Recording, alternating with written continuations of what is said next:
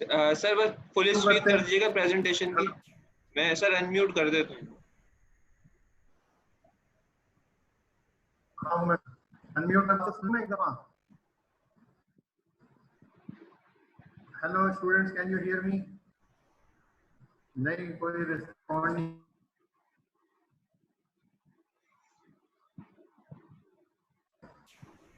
Let's start straight away. Okay,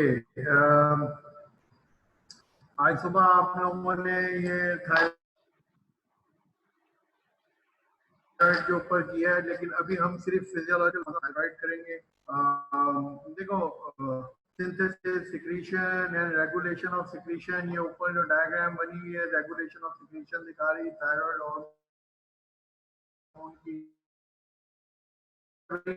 लेकिन क्या है, के फंक्शन क्या होते हैं, उसमें क्या होता है, तो आज हम सब यही बातें करने वाले हैं। Regulation of secretion, just recap, फिर एक्शंस की बात करेंगे, फिजियोलॉजिकल फंक्शंस और actions of the hormone and abnormalities of thyroid. इसमें फिर दो जो कार्डिनल abnormalities हैं थायराइड डिसऑर्डर की, hyper and hypothyroidism, that is known as and myxoedema. तो ये आज हम ये बातें करने वाले हैं। Okay, I have tried to make this very interesting for you because ये सारा जो है ना, ये अप्लाइड है। ये देखो, फंक्शन जब तक नहीं आएंगे वैक्सीन के, हम क्या नॉर्मेलिटी को ट्रीट करेंगे। तो let's make a good base line today right now. अच्छा, ये थोड़ा सा रिकैप कराया है। Thyroid gland are found in all vertebrate, ये सबसे बड़ा एंडोक्राइन ग्लैंड है, क्वाइट ह्यूज। अब देखो, ऊपर पिट्यूटरी वाज ओनली 0.5 ग्राम और ये 15 से 45 ग्राम का होता है, averaging about 20 grams. That is a lot of huge gland as compared to pituitary, which is only 0.5 gram. अच्छा, दोनों तरफ होता है, बीच में एक ब्रिज होता है जिसको कहते हैं थायराइड isthmus। तो दो लोब्स, लेफ्ट एंड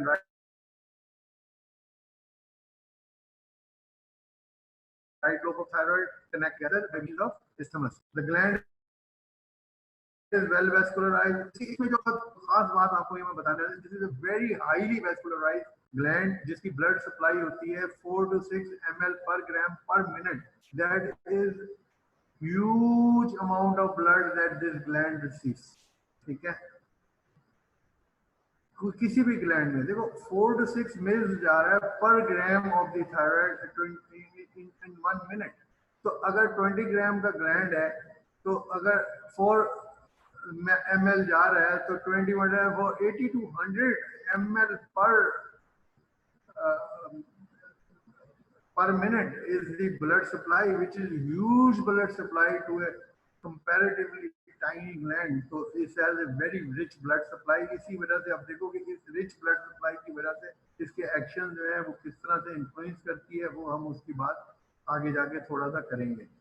अच्छा, इसमें थोड़े फॉलिकल्स होते हैं ग्लैंड में, ये they are about of the size of 200 micron. The follicles are lined by cuboidal cells. These cuboidal cells, ये आपको एनाटॉमी जियाउल इस्लाम ने बहुत अच्छे से करा दी होगी। ठीक है, तो ये छोटा सा हमने रिकैप किया। जो प्रोटीन थायराइड ग्लैंड में होती है वो थायरोग्लोबुलिन होती है, और थायरोग्लोबुलिन इज आयोडीनेटेड। तो आपको तीन ही चीजें तो चाहिए थायरोक्सिन बनाने में। आज सुबह से आप सिंथेसिस कर रहे हो थायरोक्सिन की, आपको ये चाहिए thyroglobulin which is a protein, आपको एक एंजाइम चाहिए जो उस रिएक्शन को पास करेगा, that is thyroperoxidase, and you need iodine. तीनों चीजें मिल गई, हांडी तैयार है, मतलब थायरोक्सिन तैयार है। Okay, so you only need 3 things to make thyroxine: iodine, thyroperoxidase and thyroglobulin. तो जो प्रोटीन ग्लैंड के अंदर मौजूद है वो है थायरोग्लोबुलिन। ओके, ये देखो, दो lobes, left lobe, right lobe, and connected with means of a bridge, that is isthmus। ठीक है, और ये बड़ी frequent site है when the goiter is enlarged। ठीक है, इसको goiter कहते हैं। When thyroid gland is enlarged, the term is known as goiter। Okay, thyroid secretion, ये एक छोटा सा recap हम कर लेते हैं। Stress, exercise, cold will cause cancer in the cerebral cortex, to stimulate, that will send signals to the hypothalamus. Hypothalamus वहाँ से thyroid releasing hormone निकाल देगा TRH. TRH will affect our anterior pituitary, cause release of TSH, और फिर ये जाके thyroid gland के ऊपर thyroxine की release करा देगा. Once thyroxine is released, that will send negative feedback signals to anterior pituitary. Look, we don't want anymore, so stop stimulating us. In turn, TSH will send signal to hypothalamus. Look, stop secreting TRH because we are not required anymore. तो ये negative feedback से इसकी regulation होती है secretion.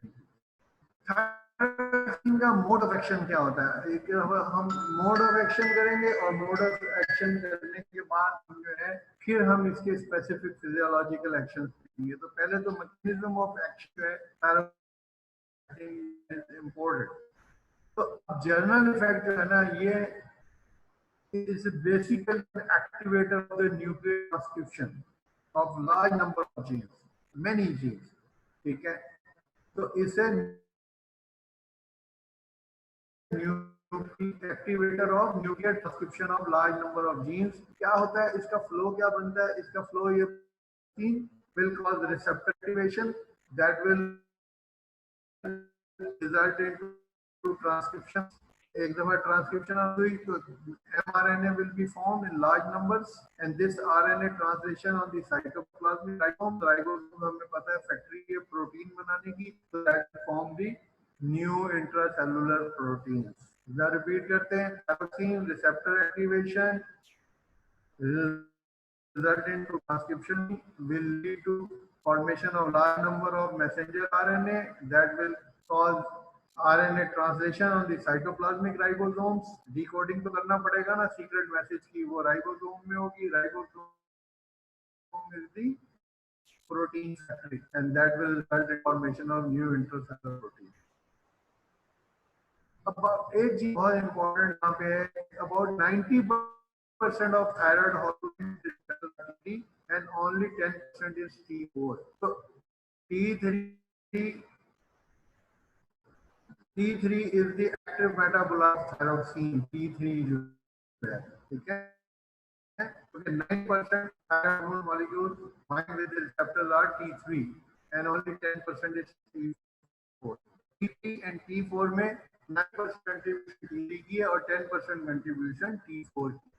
Thyroid hormone is cellular activity. Cellular metabolic activity क्या होती है? मतलब यूं समझ लो सेल जो फंक्शन पर्टिकुलर सेल उसकी एक्टिविटी बहुत होता है. सेलुलर मेटाबॉलिक एक्टिविटी का मतलब ये होता है कि एक तो माइटोकॉन्ड्रिया को बढ़ा दो, उसका नंबर भी बढ़ा दो, उसकी एक्टिविटी. तो देखो अब इसको समराइज किया मैकेनिज्म ऑफ एक्शन को या मोड ऑफ एक्शन को. Thyroxine receptor activation and transcription of genes will form large number of messenger RNA, RNA translation on the cytoplasmic ribosomes, and formation of new intracellular protein. So this is general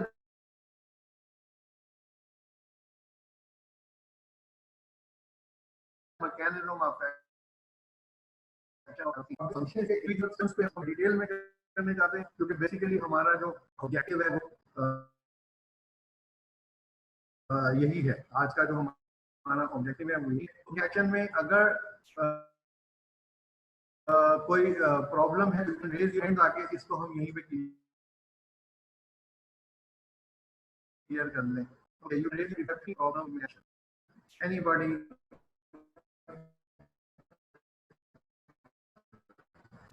any problem please raise your hand. किसी को कोई problem नहीं है? Hello. But I think this mechanism action or mode of action of thyroxine is most important to form the basis. This is the mechanism of action, और ये मेरे ख्याल में आना बहुत जरूरी है. If you don't have any queries regarding that and you understand this, then I am happy. इसको flow diagram को बस of gene, messenger RNA, RNA translation on the ribosome, and formation of new cellular protein. This is what is the mechanism of thyroxine.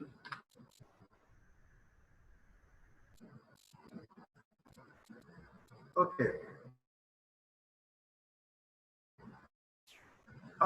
Physiological general mechanism action आप लोगों ने कर लिया, आपको कोई प्रॉब्लम नहीं है उसमें, यू हैप्पी विद दैट। अब वो सब अप्लाई होगा डिफरेंट। सबसे पहले तो आता जी कि it increases body basal metabolic rate 60 to 100% above normal. अब जब बेसल मेटाबॉलिक रेट इतना ज्यादा बढ़ जाएगा तो lot of heat will be generated, जिसको कहते हैं the thermogenic effects of thyroid hormone. जब मेटाबॉलिज्म इतना फास्ट होगा तो उसके अपने बहुत सारे इफेक्ट होते हैं जो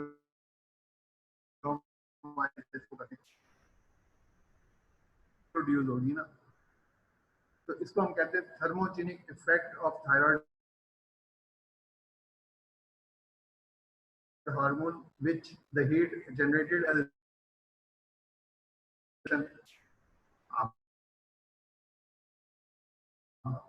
बोन ग्रोथ और मेच्योरेशन में अब क्या करता है कि अर्ली एपिफिजियल यूनियन कराएगा, अर्ली प्यूबर्टी ऑफ स्केलेटन करा देगा अगर एक्सेस में thyroxine will result into halt in the growth। अभी हम देखेंगे उसके इफेक्ट बोन के ऊपर क्या होते हैं। In hypothyroidism, there is marked decrease in myelination and arborization of neurons in the brain that will result into mental retardation। ये arborization क्या होता है? Does anybody know? If you know, please raise your hand। What is arborization? What is arborization? ये लिखा हुआ ये। What is arborization? If you know, please raise your hand।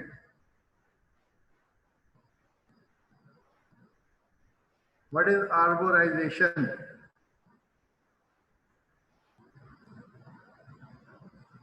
Nobody knows. Nobody is raising their hands। 80 लोगों में से किसी को भी नहीं आता।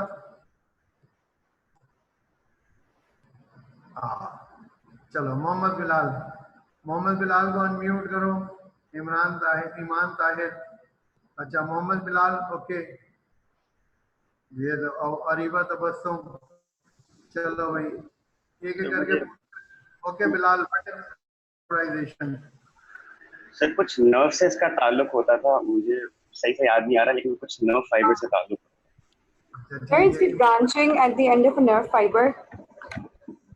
Yes, is the branching and connection at the end of the nerve fiber। तो ये जो ब्रांचिंग और नेटवर्क जो बनता है दैट इज वेरी इंपॉर्टेंट। तो अगर हाइपोथायरॉयडिज्म है तो that will because of loss of arborisation, तो उसके बाद जो है ये मेंटल रिटार्डेशन होगी। ठीक है, गुड, ओके। चलो आगे चलते हैं। ओके, तो आर्बोराइजेशन, इसका मैंने फुट नोट में इसकी प्रॉपर डेफिनेशन लिखी हुई है, जब आप प्रेजेंटेशन खोलोगे तो देख लेना। For all those who still don't understand what is this branching and making synapse with the nerve fibre, तो इसको माइलिनेशन और आर्बोराइजेशन is utmost important for carrying messages and impulses। तो अब जब ये कैपेसिटी कम हो जाएगी तो that will result into mental retardation.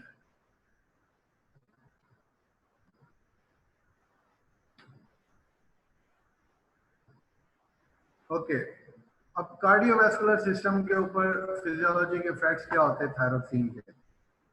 अगर बीएमआर आपने जो बढ़ाया हुआ है ऑलमोस्ट डबल किया, मतलब 60 to 100%, तो उसकी वजह से क्या होगा, ऑक्सीजन कंजम्पशन बढ़ जाएगी। and when this oxygen consumption is increased, so that will result into increased blood supply, vasodilation हो जाएगी। ठीक है, increased heart rate, that is the direct effect of thyroxine onto the heart, and increased heart strength। तो दोनों effect होंगे, एक तो वेजोडाइलेटेशन होगी। अब वेजोडाइलेटेशन हो गई तो ब्लड सप्लाई बढ़ाओ। ब्लड सप्लाई बढ़ाने के लिए you will have to increase the heart rate and the force of contraction of the heart. तो ये तीनों इसके कार्डियोवैस्कुलर। अब वेजोडाइलेटेशन हो रही है, हार्ट रेट इंक्रीज हो रहा है, increase force of contraction of heart हो रही है, तो net effect is normal arterial blood pressure. अगर वेजोडाइलेटेशन कर दोगे और हार्ट रेट और स्ट्रेंथ नहीं बढ़ाओगे तो the BP will go down to the boots. Vasoconstriction कर दोगे और हार्ट रेट बढ़ा हुआ है, हार्ट स्ट्रेंथ बढ़ी हुई है, तो बीपी विल इंक्रीज। तो ये जो increase in heart rate and force of contraction of the heart है, is in proportion with the vasodilatation so that the normal blood pressure is maintained. Who knows the definition of blood pressure? किसको आती है definition blood pressure की? Who will define blood pressure? Anybody who knows, please raise your hands. Definition of blood pressure.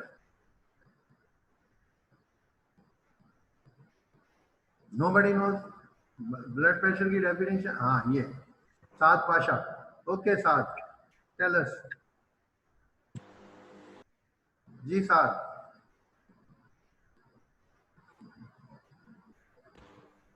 define the blood pressure. So blood pressure is the pressure exerted by the blood on walls of the vasculature. Okay, good. Acha, Ikhlas, you have something different to say?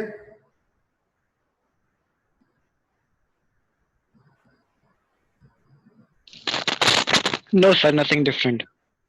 Midat, you want to say something? You want to add something? The same thing. Same thing. Okay. I have a little different view. You see, the vessel is a circular thing, and the vessel walls are all around the blood which is flowing in the center. So if you just add one word, is the lateral pressure exerted onto the wall of the vessel. You see, blood is flowing in the center, and the wall of the vessels are all around. So, Pasha, if you just add the word is the lateral pressure exerted onto the wall of the vessel, so that makes more sense. Okay? Agree or not? Okay, how many people agree with this definition? Please raise your hands. Okay, Ushna answer, chalo ye, Muskan, Shaima Sajeer, Muzammil. Okay, Bagi log, they don't agree. We'll have a debate on this, I'm telling you. Bagi log agree nahi kar rahe. Or sleeping. Ahmed Noor, what do you think? Ahmed Noor, what do you think? Vijay, Muskan? Sir, G. sir, I don't get what you mean by the lateral wall pressure. हाँ ये देखो ना, अब अगर नहीं, you're not getting then देखो blood is flowing in the, देखो vessel is a cylinder, blood बिल्कुल सेंटर में उसके फ्लो कर रहा है और उसके चारों तरफ vessel walls हैं. So when you say pressure exerted onto the wall of the vessel, तो अगर आप इसमें एक लफ्ज़ का इजाफा कर दो, lateral pressure exerted onto the wall of the, because this pressure which is exerted by the blood is laterally onto the walls of the vessel. You understand that now? Chalo. Yes, sir. Okay, good. अच्छा, अब आगे चलते हैं. Sir, one question. Ji. There isn't blood pressure supposed to be the summation of the pressures acting in all directions? Yes, that is something else. Yes, of course. It's summation of, देखो कोई जो aorta निकलता है is like a large hose pipe with a diameter of more than 2.5 centimeters.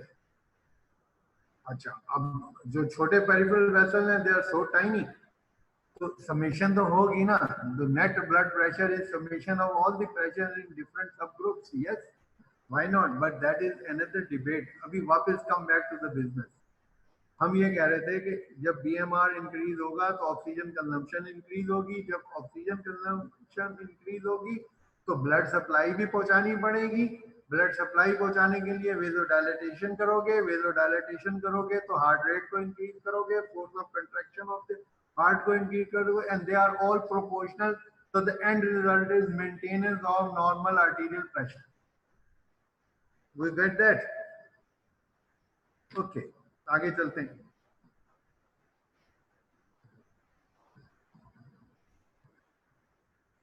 Alright, respiration पे क्या हो रहा है जी? अब देखो वहां से आपने ब्लड सप्लाई बढ़ाई हुई है, ऑक्सीजन आपने डिमांड बढ़ी हुई है, तो ऑक्सीजन कहाँ से सप्लाई हो रही है? रेस्पिरेशन है. तो रेस्पिरेशन की increase rate and depth of respiration होगी. So that more oxygen is supplied to the blood, which can subsequently be supplied to the tissues. Muscles में there will be tremors. इसमें typical peripheral tremors होती हैं. Thyrotoxicosis के अंदर continuous tremors होती हैं. ठीक है. Sleep. अब heart rate बढ़ा हुआ है, force of contraction of बढ़ी हुई है. Metabolism is above 60 to 100% of the normal. कहाँ से आदमी सोएगा? So there is lack of sleep, a condition known as hyperinsomnia. When you sleep, you need to calm down. Your heart rate should get slow, your respiration should get slow, your metabolism should get slow. So everything is slow when you are able to sleep. अब यहाँ पे तो हर चीज बढ़ी हुई है under the influence of thyroxine, so that will result into hyperinsomnia and hyposomnolence. Somnolence is when you are cool, calm. So hyposomnolence means the person is restless, and hyperinsomnia is when person has excessive lack of sleep. अच्छा, effect of thyroid hormone on sexual function. Male में it causes decreased libido and impotence, and female में especially this hypothyroidism will result into menorrhagia. कभी भी gynecology clinic में जाओ, पहला मुंह से लफ्ज निकलेगा menorrhagia, and they will be writing thyroid profiles. They would be checking onto thyroid functions. So hypothyroidism is one cause of menorrhagia. Calcium metabolism में क्या होता है जी? There is increase in osteoclastic activity. जब osteoclastic activity increase होगी तो bone से बहुत ज़्यादा mobilization हो जाएगी calcium की, which will result into hypercalciuria and hypercalcemia. पहले blood में calcium level ज़्यादा होंगे, फिर urine से ज़्यादा excrete होगा calcium, and the net result is osteoporosis. So osteoclastic activity resulting into hypocalcemia will result into hypercalciuria, and that will cause osteoporosis. इसमें कुछ ऐसी चीज नहीं है, सीधा सा एक सीक्वेंस है छोटा सा. ठीक है, ओके जी. Sorry to disturb, sir. We were doing CVS, effect of thyroxine on CVS. The BMR is increased, the blood pressure is also increased. The arterial pressure is normal. Why? Okay, देखो अब यही बात मैं उस वक्त समझाने की कोशिश कर रहा था. ठीक है, अभी फिर से बताता हूँ. देखो, why you need to increase the blood supply? Because oxygen demand has increased, because BMR is increased, so there is increased oxygen demand by the cells. अब उस डिमांड को पूरा करने के लिए कार्डियोवैस्कुलर क्या करेगा? वेज़ोडाइलेशन करेगा ताकि ज्यादा ब्लड उसमें से फ्लो कर सके. और जब वेज़ोडाइलेशन करेगा तो BP tends to go down. BP is the driving force. लेकिन उस बीपी को नॉर्मल मेंटेन करने के लिए increase heart rate and increase force of contraction of the heart will be there. So net result on blood pressure is that it remains normal despite vasodilatation, because increasing heart rate and increasing force of contraction of the heart is compensating that. तो अब supply भी बढ़ गई क्योंकि vasodilatation, so carrying more blood, और tissue की जो oxygen demand बढ़ी हुई है उसकी सप्लाई आपने रिस्टोर कर. Is that okay? Okay, sir. Okay. चलो. अच्छा, अब general effect of thyroxine is to activate nuclear transmission और लार्ज नंबर ऑफ जीन्स. ये हमने मोड ऑफ एक्शन में शुरू में ही कर लिया ना. अब इसकी वजह से क्या होता है? डिफरेंट सिस्टम के ऊपर डिफरेंट इफेक्ट्स आते हैं. The net result is generalized increase in functional activity throughout the body. BMR increase, सारी बॉडी के हर चीज इंक्रीज हो जाएगी. अब इंक्रीज में हम वन बाय वन डील करते हैं. कार्बोहाइड्रेट मेटाबॉलिज्म पे क्या होगा? Increase absorption from the gut, increase glycolysis, increase gluconeogenesis, increase uptake by cells. क्या हर तरफ से हर तरफ से ग्लूकोज की सप्लाई बढ़ाओ. Next thing, the cell required when they are acting like this, they need more glucose supply. तो अब जब गट से जो एब्जॉर्प्शन भी आप बढ़ा रहे हो ग्लूकोज की, ग्लाइकोलाइसिस करते हो, तो जो ग्लाइकोजन फॉर्म में स्टोर था ग्लूकोज, उसको रिवर्स करके वहां से आप ग्लूकोज निकाल रहे हो. Gluconeogenesis is formation of glucose bye non carbohydrate sources. तो इसमें अमाइनो एसिड भी ग्लूकोनियोजेनेसिस में इन्वॉल्व हो जाते हैं एट टाइम्स इन हाइपरथायरॉयडिज्म. और the net result is increased uptake of carbs by these cells.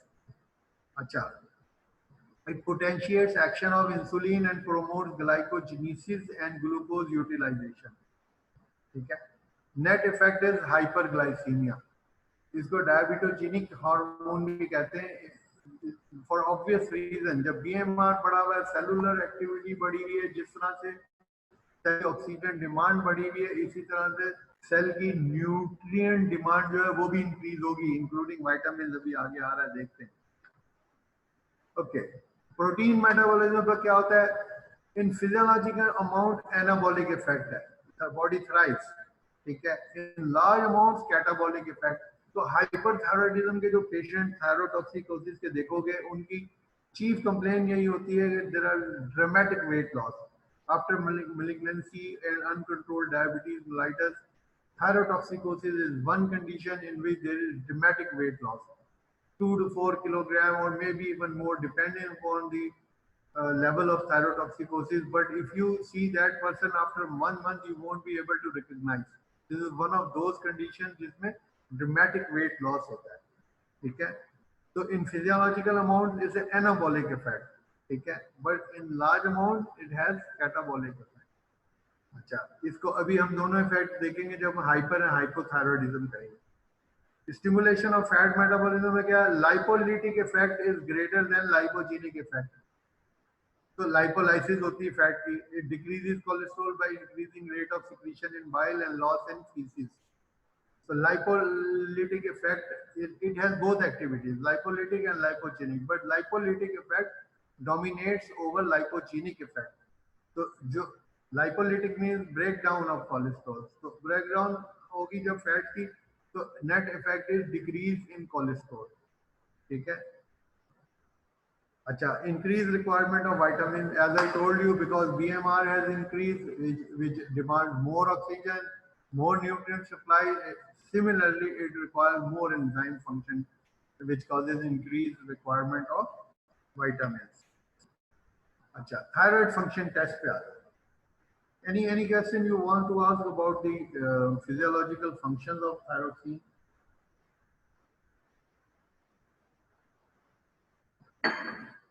Okay. देखो, ये जब भी आप TFTs कहलाते हैं, थायराइड फंक्शन टेस्ट, रोज आप ये रिपोर्टें एनालाइज कर रहे होगे. ठीक है. TRH लेवल यूजुअली लोग नहीं कराते, लोग usually TSH and T3 T4 कराते हैं. दिस इज यूजुअली, लेकिन TRH भी आप करा सकते हो. तो सी TRH के लेवल क्या होते हैं? 5 to 25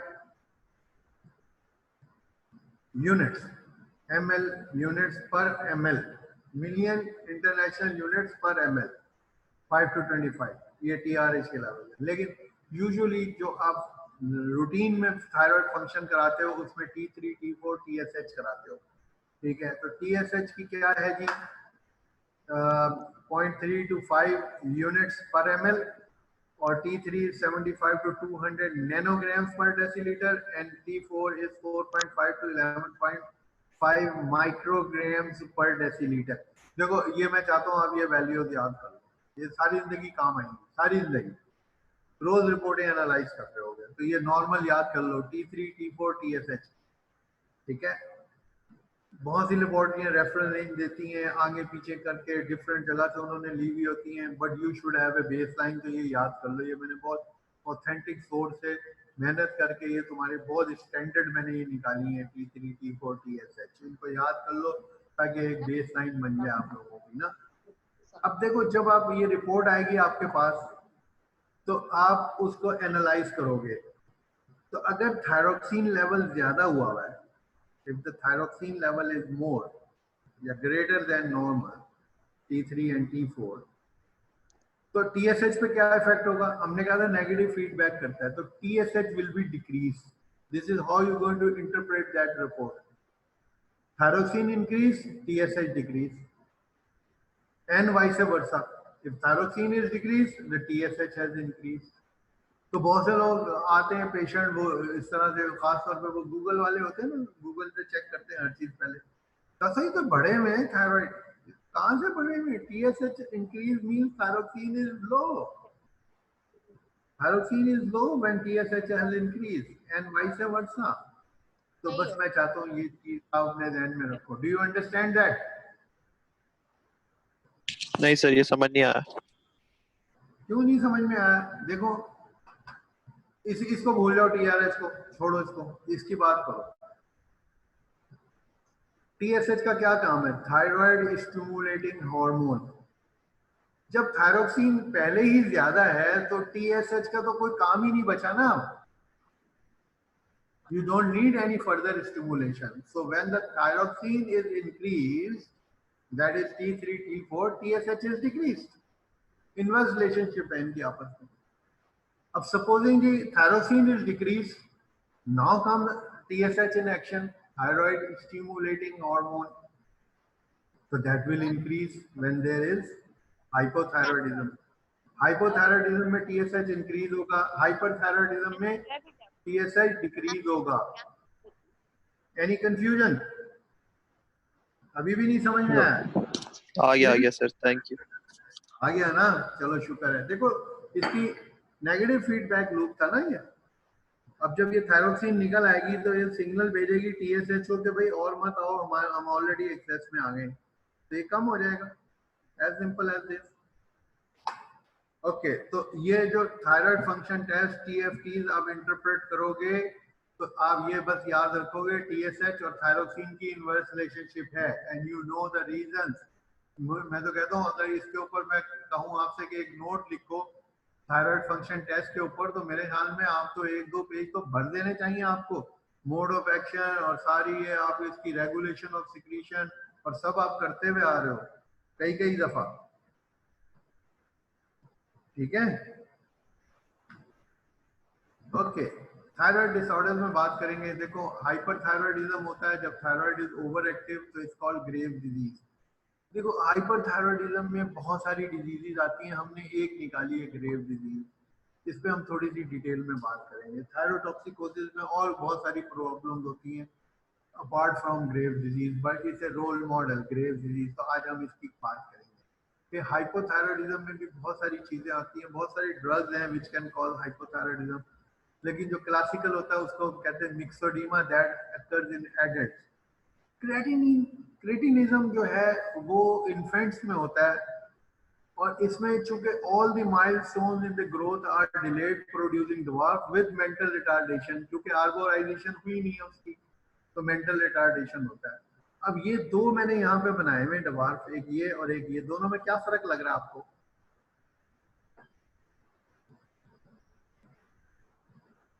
Can you see any difference between the two? अब खामोश हो जाते हो तुम लोग। Can you see any difference between the two? अच्छी तरह देख लो इसको, देखो, look at him, he is a dwarf. Look at him, he is a dwarf. क्या फर्क लग रहा है दोनों में? अच्छा, इसको देखो, he is all proportionate. इसके आर्म, इसकी लेग, इसकी upper body, lower body, and look at his face especially. He has a good intelligent look. Okay, और इसको देखो, look at the face, stuporous. ठीक है, stuporous look. Look at the face, ठीक है, she has got a stuporous look. अब इसको देखो तो he looks normally intelligent, active बंदा। इसको देखो तो ये थोड़ा सा मेंटली स्लो लग रही है।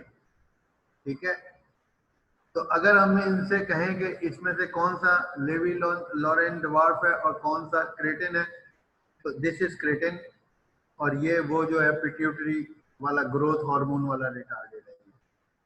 ग्रोथ हार्मोन वाला जो रिटार्डेड होता है, Levi, Lorain, dwarf, they are having normal intelligence. और ये जो हाइपोथायराइड वाला होता है क्रेटिन इज मेंटली रिटार्डेड। तो आपको टेस्ट कराने की भी जरूरत नहीं है, by just a look on their face you can differentiate. Look at the stupid look if you can appreciate that, and look at the intelligent look on his face. Do you all agree?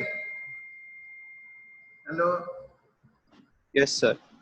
Okay, can you appreciate this stupid look and this intelligent look? Yes, sir. Okay,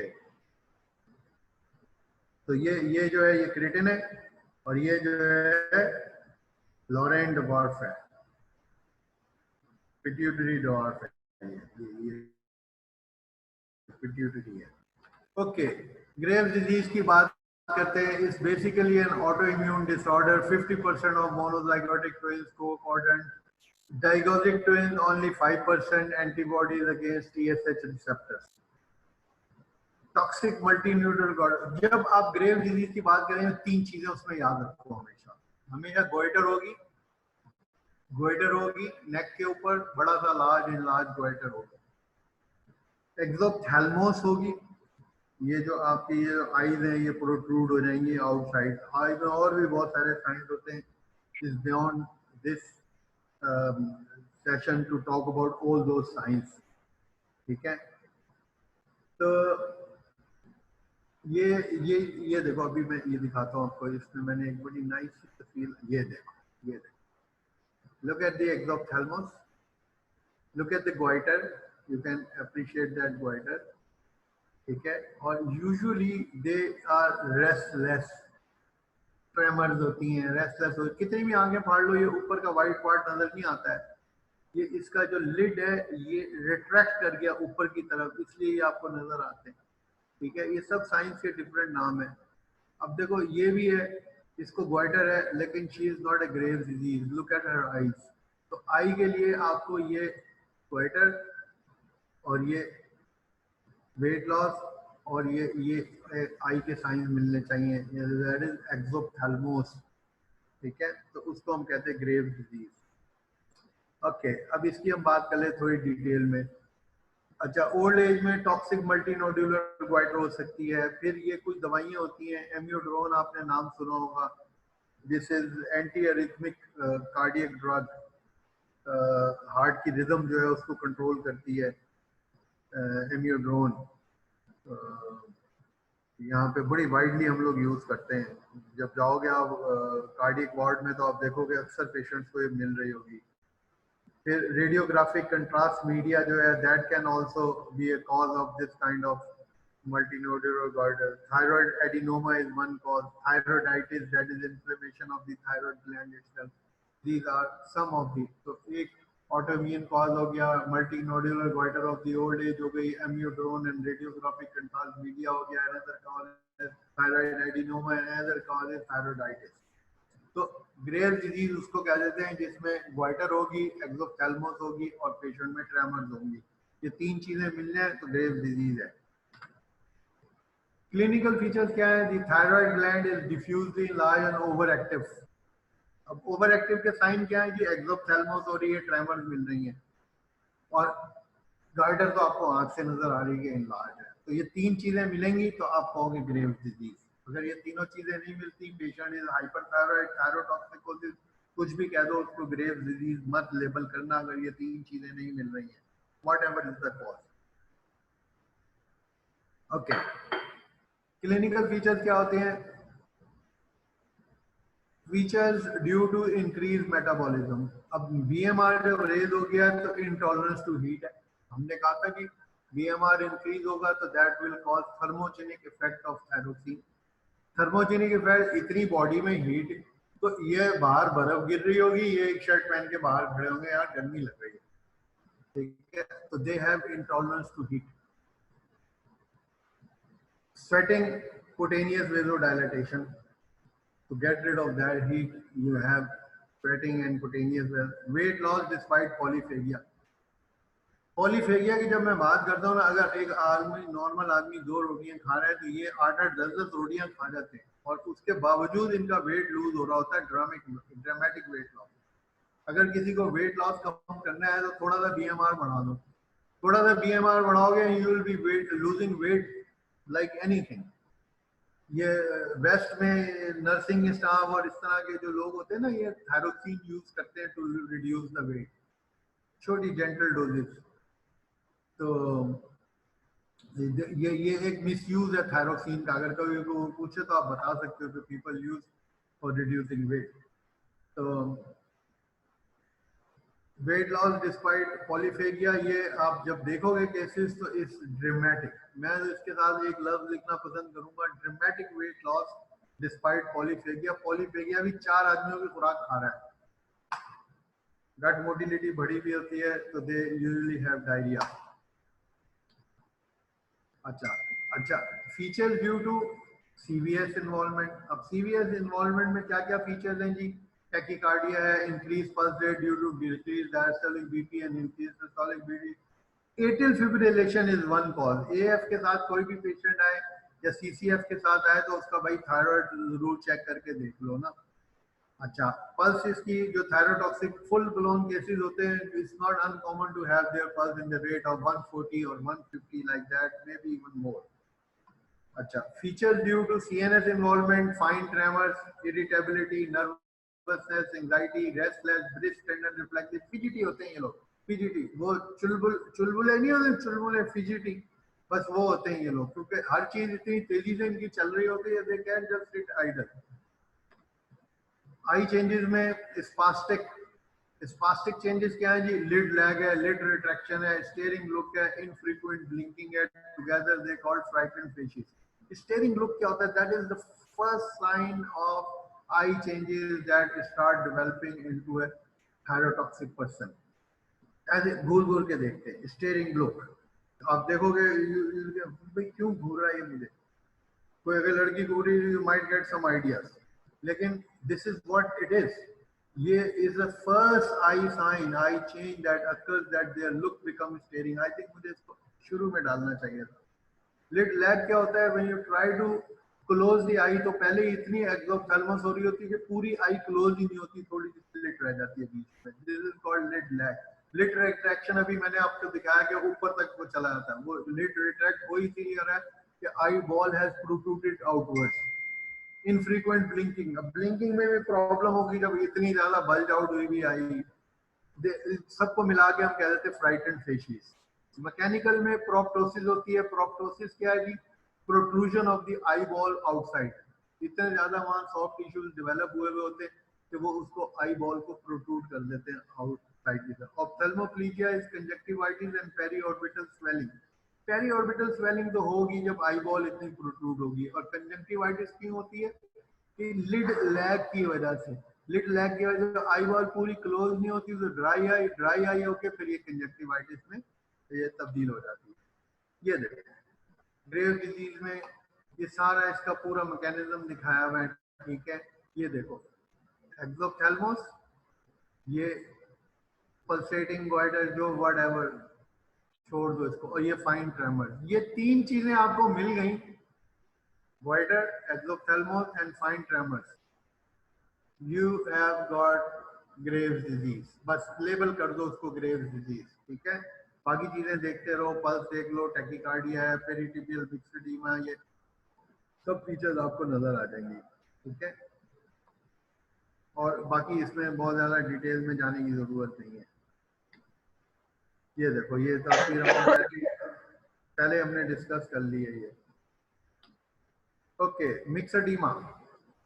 Usually some drugs can cause this kind of myxedema, iatrogenic जिसे कहते हैं, drugs and surgical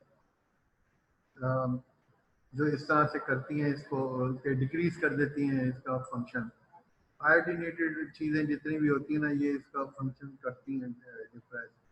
हाशिमोटोस thyroiditis, autoimmune disorder resulting into antibodies against proteins of thyroid gland। हमने कहा था ना 3 ही चीजें तो चाहिए थायरोक्सिन बनाने के लिए, थायरोग्लोबुलिन, थायरोपेरोक्सिडेज एंड आयोडीन। तो जब एंटीबॉडीज डेवलप हो जाएंगी थायरोग्लोबुलिन के अगेंस्ट, तो फिर थायरोसिन तो कम बनेगी ना। पैन हाइपोपिट्यूटरिज्म में when the pituitary gland is hypo functioning, इसको कहते हैं पैन हाइपोपिट्यूटरिज्म। तो इसमें सब में ये मिक्सोडीमा होगा। क्लिनिकल फीचर्स क्या है? जनरलाइज स्लोइंग और all intellectual function, slow coach, सारे इंटेलेक्चुअल फंक्शन जो है ना वो स्लो हो जाएंगे। बहुत से तुम्हें अपनी फैकल्टी में भी ऐसे नजर आएंगे ओल्ड एज के अंदर, people are slow including myself. I am not as quick as I used to be when I was at your age. Okay, expressionless face, slurred speech, साइकोसिस, इंटॉलरेंस टू कोल्ड। देखो वहां पे intolerance to heat थी, यहाँ intolerance to cold है। इस गर्मी में भी सर्दी लग रही होगी उसको, इसलिए कि बीएमआर स्लो हुआ है सारे का सारा। तो कैलोरीजेनिक इफेक्ट जो है थायराइड इसका थायरोक्सिन का वो एग्जिबिट नहीं हो रहा है, इसलिए they have intolerance to cold. गर्मी में भी सर्दी लग रही है मान। Hair loss, alopecia, coarse skin, ये आईब्रोज जो लॉस हो जाती है ना, इसमें पहले ही थायराइड करा के देख लो। टिपिकल लॉस होती है इसमें हेयर लॉस में। बाल्डनेस जो होती है वो मेरी एज में तो आगे, लेकिन अगर किसी यंग एज को बाल्डनेस हो रही है, एलोपेशिया, तो must work for their thyroid functions. Skin will become course and thick. Weakness of the muscles with slow tendon reflex, ये खास तौर पे ये जो एंकल जर्क होती है ना, ये स्लो रिलीजिंग होती है हाइपोथायराइडिज्म के अंदर। Slow releasing ankle jerk, menorrhagia is a feature of hypothyroidism, हमने पहले भी बात की थी।